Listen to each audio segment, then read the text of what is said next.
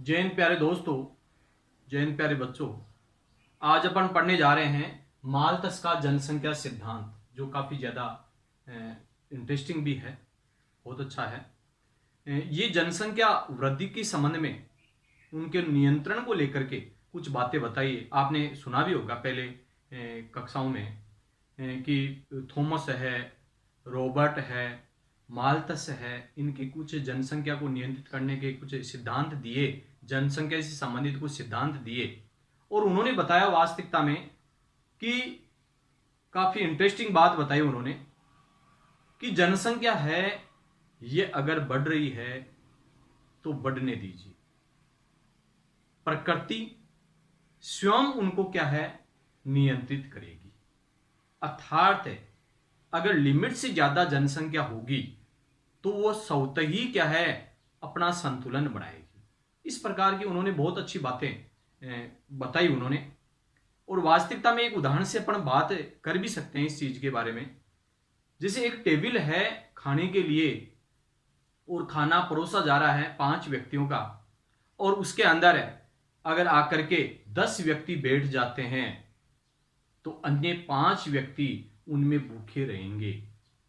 अर्थात भूखे मरने की पोजीशन आ जाएगी उनकी। इसी प्रकार की प्रकृति की भी यही बातें हैं कि प्रकृति भी क्या है, स्वयं अपना संतुलन बना लेती है। अर्थात उनमें लिमिटेशन है, और लिमिटेशन के माध्यम से ही क्या है, वो जनसंख्या को नियंत्रित करती है। जैसे मान लो अपने देश के अंदर काफी ज्यादा जनसंख्या बढ़ रही है, कोरोना को लेकर के अभी वर्तमान स्थिति के अंदर अगर स्थिति देखें तो काफी ज्यादा दयनीय स्थिति बनी। ये एक प्रकृति का ही तो कहर मान सकते हैं अपन, जिसको अपन महामारी के नाम से जानते हैं। इसके अलावा अपन बात करें कि भाई जैसे कोई शादी है, शादी के अंदर अपन ने खाना 100 व्यक्तियों का बनाया है, तो 100 व्यक्ति लिमिट हो गई, उसके अंदर 100 तक ही वो खाना खा सकते हैं। इसके अलावा वहां पर मान लो 100 व्यक्ति एक्स्ट्रा आ जाते हैं तो उनको भूखे मरना पड़ेगा। यही प्रकृति का एक नियम बताते हैं कि जनसंख्या है यहां पर है, अगर स्थिति बेकाबू होगी, जनसंख्या आवश्यकता से ज्यादा होगी, अर्थात संसाधन कम होंगे, जनसंख्या अधिक होगी, तो जनसंख्या में संतुलन प्रकृति स्वतः बना लेगी। ठीक है, इस प्रकार की स्थिति माल्थस ने काफी ज्यादा अच्छी बात बताई है। उन्होंने एक बात और बताई कि जनसंख्या है ये कुछ ज्यामितीय विधि से बढ़ रही है, लेकिन संसाधन है ये एक गणितीय विधि से बढ़ रहे हैं।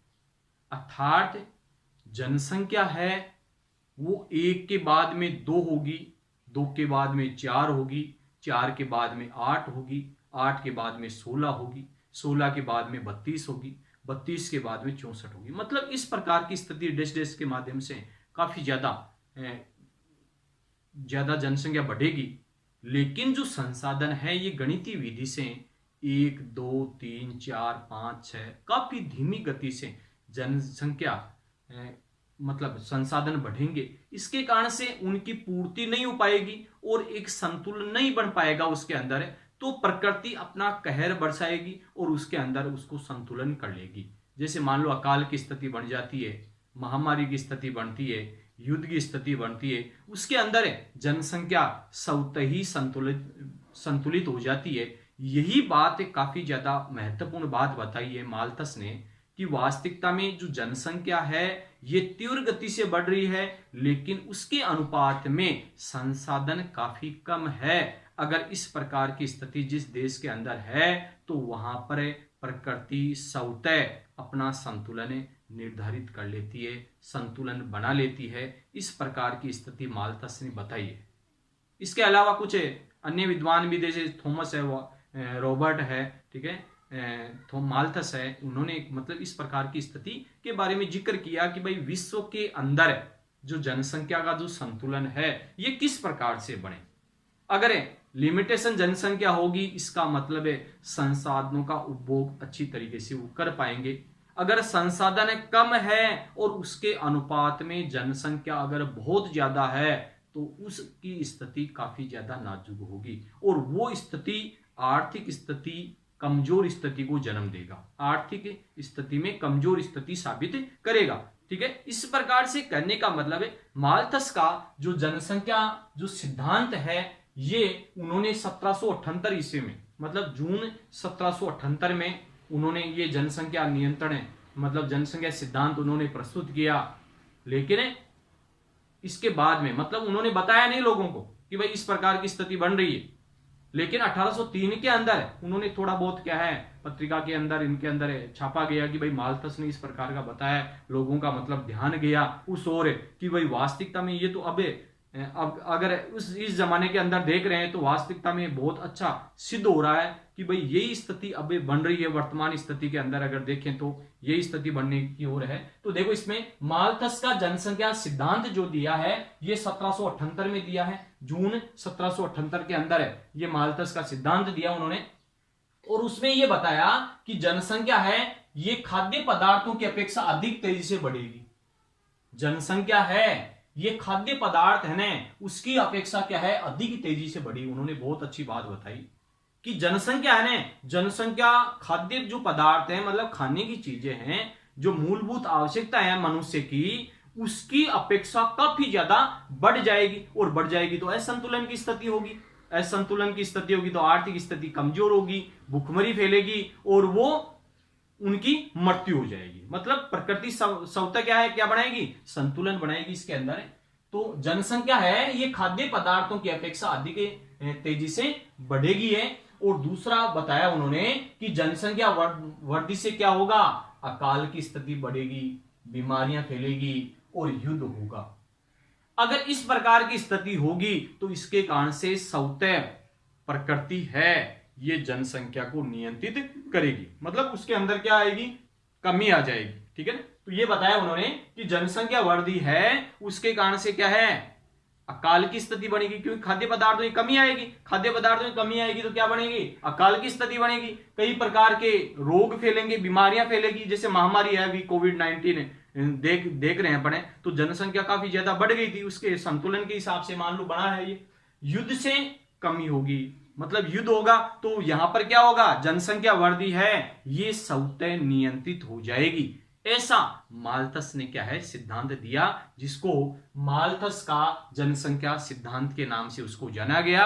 और ये कब बनाया गया, ये सिद्धांत कब दिया उन्होंने जून 1778 के अंदर है ये सिद्धांत दिया कि जनसंख्या है ये ज्यामितीय विधि से बढ़ रही है कि 1 2 4 8 16 32 64 इस प्रकार की स्थिति के अंदर बढ़ रही है जनसंख्या। तो लेकिन संसाधन है वो गणितीय विधि से 1 2 3 4 5 इस प्रकार की स्थिति के अंदर बढ़ रहे हैं, अर्थात जनसंख्या है ये तीव्र गति से बढ़ रही है और संसाधन है ये सीमित है, काफी धीमी गति से बढ़ रहे हैं। इनके कारण से उनके अंदर संतुलन नहीं बन पा रहा है, इसके कारण से प्रकृति क्या है स्वतः संतुलन बना लेती है। ठीक है ना, ऐसा उन्होंने बताया। इसके बाद में अगर देखें तो जनसंख्या परिवर्तन का कुछ प्रभाव इसके अंदर दिया है, परिवर्तन का कुछ प्रभाव उन्होंने बताया कि जनसंख्या वृद्धि होगी और आर्थिक विकास में क्या होगा ऋणात्मक संबंध होगा। ये सब जानते हो आप भी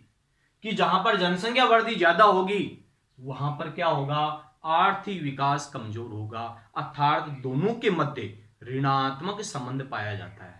जैसे मान लो कई जगह अपन देखते हैं कि एक परिवार होता है और उसके अंदर सदस्यों की संख्या कम होती है, कमाने वालों की संख्या कम होती है, तो उस घर की स्थिति कैसी होगी आप सब मानते हो, आर्थिक स्थिति उनकी कमजोर हो जाएगी।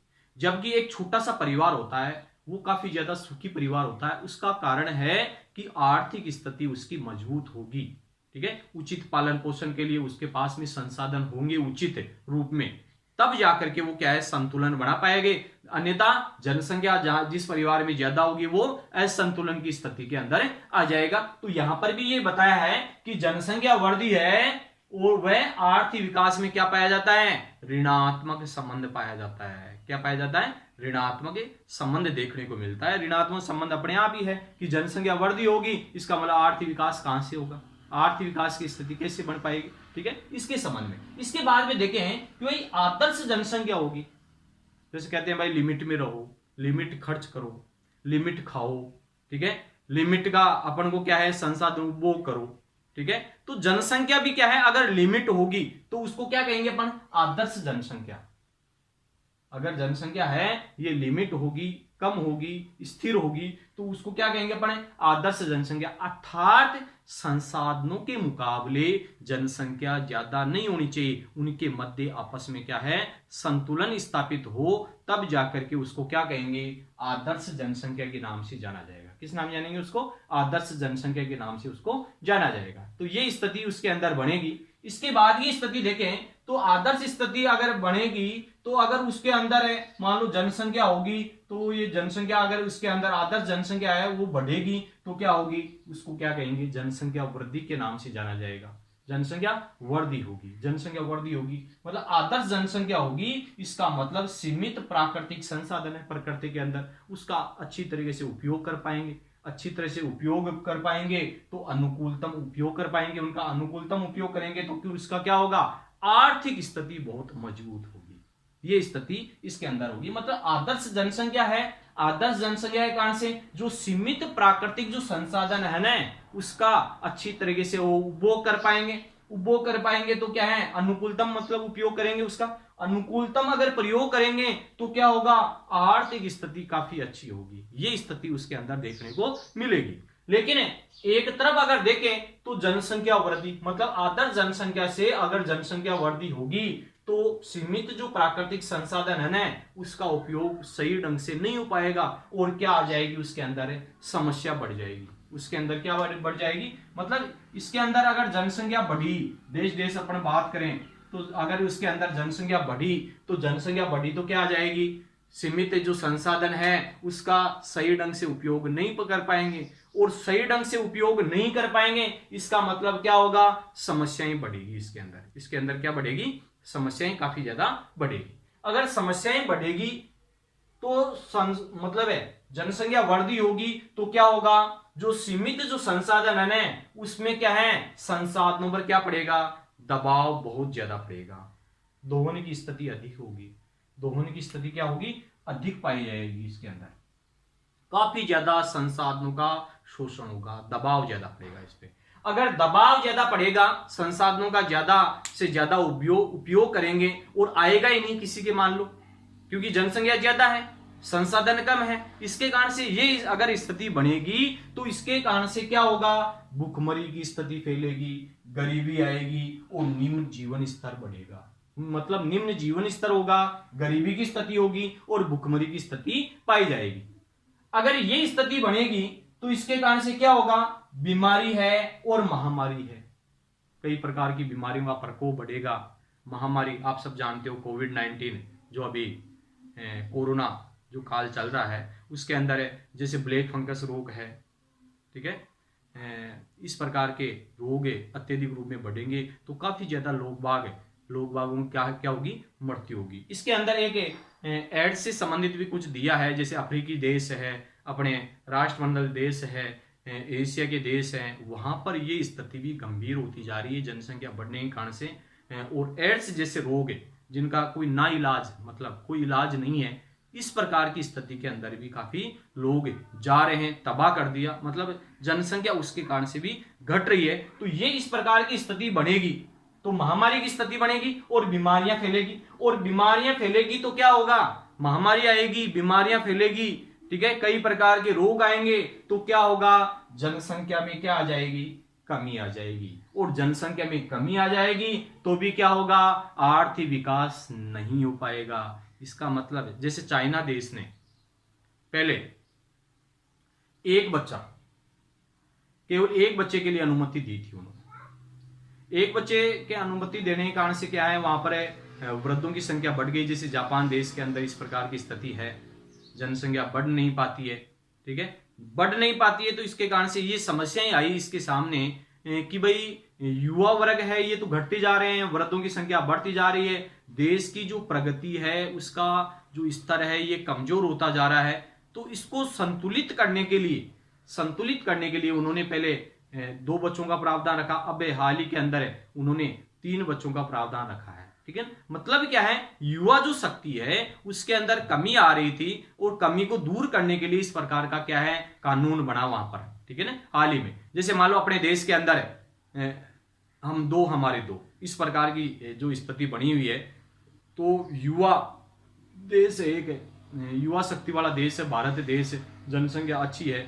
जैसे मान लो जनसंख्या की स्थिति अगर देखें तो यहाँ पर क्या है 1.64% की वृद्धि हो रही है, 1.64% की वृद्धि भी हो रही है। और 1.64% की वृद्धि का मतलब आप सब जानते हो कि प्रति वर्ष लगभग अगर ये देखें जैसे 121 करोड़ से अधिक जनसंख्या है, तो उसका देखें तो 1.64% का मतलब है कि यहां पर प्रति वर्ष लगभग 2 करोड़ जनसंख्या बढ़ रही है। प्रति वर्ष कितनी जनसंख्या बढ़ रही है? 2 करोड़ के लगभग जनसंख्या बढ़ रही है। इस प्रकार की स्थिति है। तो हर 10 वर्ष के अंतराल से अगर मान लो जनगणना होगी तो 18 से 20 करोड़ की जनसंख्या बढ़ेगी। लेकिन 18 से 20 करोड़ की जो जनसंख्या बढ़ रही है उसके अनुपात में जनसंख्या मतलब है जो संसाधन है ये नहीं बढ़ पा रहे, क्योंकि वो तो सीमित है। और ये स्थिति होने के कारण से क्या होगा? गरीबी होगी, भुखमरी होगी, स्वास्थ्य सुविधाओं की कमी होगी, चिकित्सा सुविधाओं की कमी होगी, उचित पालन पोषण नहीं हो पाएगा, असंतुलन की स्थिति बन जाएगी। असंतुलन की स्थिति बनेगी तो क्या होगा? उसके अंदर मरना पड़ेगा मनुष्य को, ठीक है ना, उसको झेलना पड़ेगा।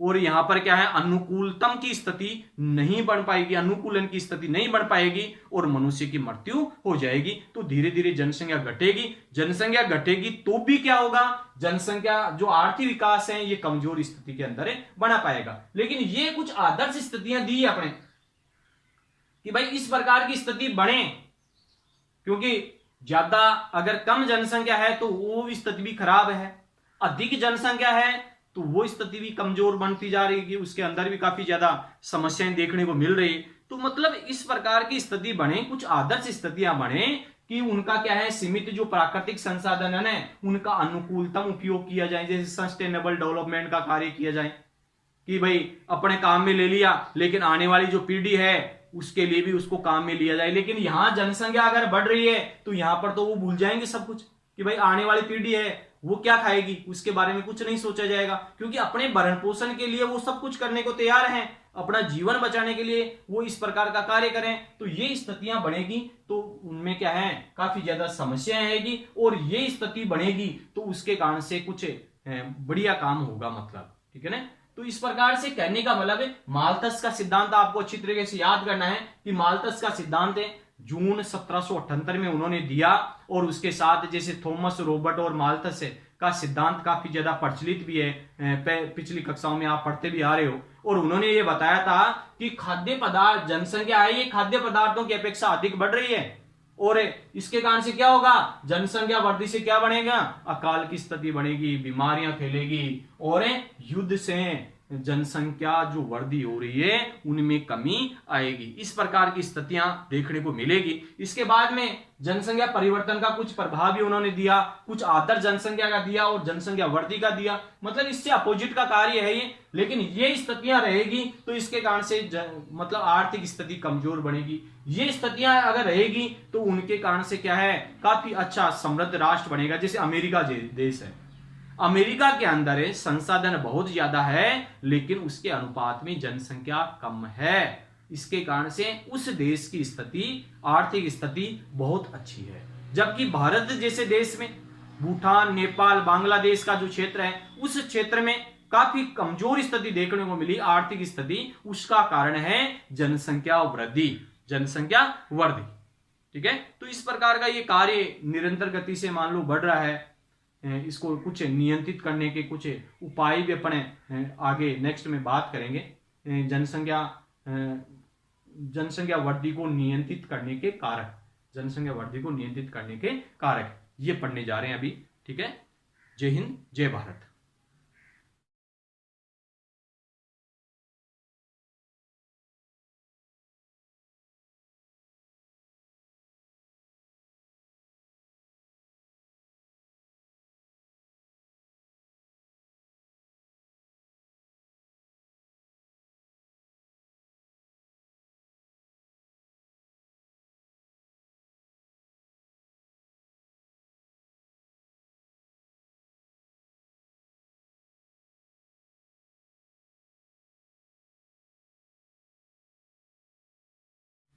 जय हिंद प्यारे बच्चों, आज अपन पढ़ने जा रहे हैं जनसंख्या नियंत्रण के उपाय के बारे में। जो नेक्स्ट टॉपिक था उससे पहले अपन ने माल्थस का जनसंख्या सिद्धांत पढ़ा कि 1778 में माल्थस ने क्या है जनसंख्या सिद्धांत उन्होंने दिया, प्रस्तुत किया और उनमें ये बताया कि जनसंख्या है ये काफी ज्यादा ग्रोथ करती जा रही है। जनसंख्या मतलब बढ़ रही है लेकिन संसाधन सीमित है, इनके कारण से ये असंतुलन है और असंतुलन को संतुलन प्रकृति स्वयं बना लेती है। मतलब नेचर अपने आप ही क्या है उनको संतुलित बनाती है। उसके संबंध में कुछ अपन ने बातें पढ़ी थी। इसके बाद में अपन ने पढ़ा था कि जनसंख्या परिवर्तन का कुछ प्रभाव था कि जनसंख्या वृद्धि के कारण से जनसंख्या वृद्धि है और आर्थिक विकास है उसके अंदर दोनों के अंदर ऋणात्मक संबंध पाया जाता है, मतलब विपरीत संबंध देखने को मिलता है। इसके संबंध में भी अपन ने चर्चा की थी। इसके बाद में पढ़ेंगे अपन कि जनसंख्या नियंत्रण के कुछ उपाय। जनसंख्या नियंत्रण के जो उपाय दिए हुए हैं कि जनसंख्या नियंत्रण के कुछ उपाय, जैसे अपन साधारण सी अगर बात करें तो विवाह की आयु में वृद्धि हो ताकि जनन का जो समय है ये कम हो और उसके कारण से जनसंख्या कम बढ़े। इसके अलावा कुछ परिवार नियोजन अपना करके बच्चों की जन्म दर कम रखी जाए, परिवार नियोजन का कार्य किया जाए और बच्चों की जन्म दर है ये कम रखी जाए, ठीक है ना। परिवार नियोजन का कार्य करवाया जाए, लोगों को जागरूक किया जाए, उनको उनके बारे में समझाया जाए, ठीक है। जैसे कई प्रकार की उनमें चीजें हैं उनको काम में लेकर के क्या है गर्भ निरोधक दवाइयां लेकर के क्या है परिवार नियोजन का कार्य किया जा सकता है। इसके अलावा 2 बच्चों में अंतराल रखा जाए, जैसे 3 वर्ष या 4 वर्ष का अंतराल रख करके और उसके बाद में कोई बच्चा हो। इसका मतलब है कि उसके अंदर क्या है उचित पालन पोषण हो सके, उसका उचित रूप में पालन पोषण होगा तो आर्थिक स्थिति उसकी मजबूत होगी, स्वास्थ्य सुविधाएं अच्छी होगी, ठीक है। इस प्रकार का ये कार्य किया जाए।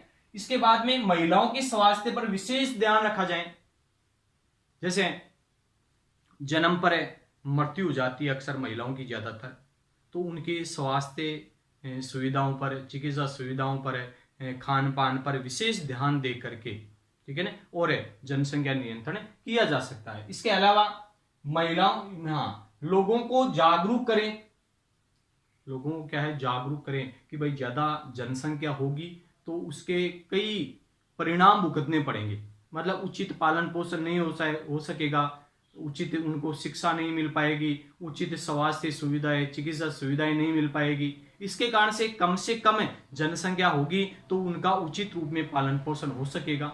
जैसे 1 बच्चा या अधिकतम 2, उससे ज्यादा नहीं, ठीक है ना। इसका मतलब है कि 2 का उचित रूप में पालन पोषण होगा और उनके बीच में भी क्या है काफी ज्यादा अंतराल हो, इसके कारण से उनका क्या है स्वास्थ्य सुविधाएं बढ़ेगी उसके कारण से। इसके बाद में गर्भ निरोधक उपायों को बढ़ावा देना, जैसे मालाडी है या फिर निरोध है, इनका अधिक से अधिक उपयोग किया जाए ताकि गर्भ निरोधक मतलब गर्भ नहीं ठहरे, ठीक है ना। तो उनको रोकने के लिए क्या है कई प्रकार के साधन काम में लिए जाएं जिनके कारण से भी क्या है जनसंख्या को नियंत्रित किया जा सकता है, जनसंख्या में बढ़ोतरी कम हो सकती है। इसके संबंध में कुछ बातें बताइए। तो इस प्रकार से कहने का मतलब है ये कुछ कारक है। इसके अलावा अपन मान लो शिक्षा का प्रसार किया जाए, बाल विवाह नहीं हो, कम आयु में मातृत्व भार बढ़ जाता है महिलाओं के और उनकी मृत्यु हो जाती है, ठीक है। तो ये समस्याएं भी ज्यादा आ रही है तो इसको भी नियंत्रित किया जाए। या फिर छोटी उम्र में मान लो बच्चा पैदा हो जाता है तो जनसंख्या बढ़ने की टाइम पीरियड ज्यादा रहता है तो उसको भी क्या है कुछ कम किया जाए, लिमिट किया जाए। इसके अलावा अपन बात करें कि भाई शिक्षा का प्रसार होगा, लोग बाग जागरूक होंगे, उसके संबंध में जानकार होंगे तो जनसंख्या को नियंत्रित कर सकते हैं अपन, ठीक है ना। तो शिक्षा का प्रसार भी उचित रूप में होगा, उचित पालन पोषण उनका कर पाएंगे वो, ठीक है। विशेष रूप में मतलब आर्थिक प्रगति वो कर पाएंगे। तो इस प्रकार से ये कहने वाला महत्वपूर्ण रूप में आपके 5 टॉपिक है जिनमें फिर से मैं बता देता हूं आपको कि जनसंख्या नियंत्रण के उपाय के बारे में कि परिवार नियोजन अपना करके बच्चों की जन्म दर कम रखी जाए, परिवार नियोजन का कार्य अपनाया जाए, जिनके कारण से बच्चों की जन्म दर कम रखी जाए। 2 बच्चों में अंतराल रखा जाए, जैसे बताया मैं आपको 3 वर्ष या 4 वर्ष का क्या है अंतराल रखा जाए, तब जाकर के मतलब पहले बच्चे का क्या है उचित रूप में पालन पोषण हो जाएगा, इसके बाद में दूसरे बच्चे का पालन पोषण वो कर पाएंगे। तो ऐसा मतलब है सिस्टम तैयार करना चाहिए। और महिलाओं के स्वास्थ्य पर क्या है विशेष ध्यान भी देना चाहिए, और लोगों को जागरूक करें और शिक्षा का प्रचार प्रसार करें, ताकि उनके बारे में जो खतरे जुड़े हुए हैं उनके, ठीक है ना, तो उनको क्या है नियंत्रित वो करें। गर्भ निरोधक उपायों को बढ़ावा देना, गर्भ निरोधक कई प्रकार की टेबलेट वगैरह आती है, जैसे मालाडी है, इसके अलावा आपके निरोध है, इसको ज्यादा से ज्यादा उपयोग में ले ताकि गर्भ नहीं ठहरे, ठीक है ना, उनका मतलब गर्भ निरोधक नहीं ठहरने का ये कार्य किया जाए। तो इस प्रकार से कहने वाला ये माल्थस का सिद्धांत है। इसके बाद में परिवर्तन का प्रभाव और जनसंख्या नियंत्रण के उपाय, ये आपको अच्छी तरीके से आपको याद भी करना है, ठीक है। और ये कॉन्सेप्ट है, मैं आशा करता हूं कि ये कॉन्सेप्ट आपको क्लियर भी हुआ होगा अच्छी तरीके से। एग्जाम के माध्यम से आप बोर्ड के अंतर्गत है, जैसे माल्थस का सिद्धांत लगभग पूछा जाता है, और उसको जनसंख्या को नियंत्रित करने के उपाय पूछ लेते हैं, या जनसंख्या परिवर्तन का प्रभाव क्या होगा, ठीक है, इसके संबंध में पूछा जाता है। तो अच्छी तरीके से आपको इससे संबंधित याद भी करना है, ठीक है। जय हिंद, जय भारत।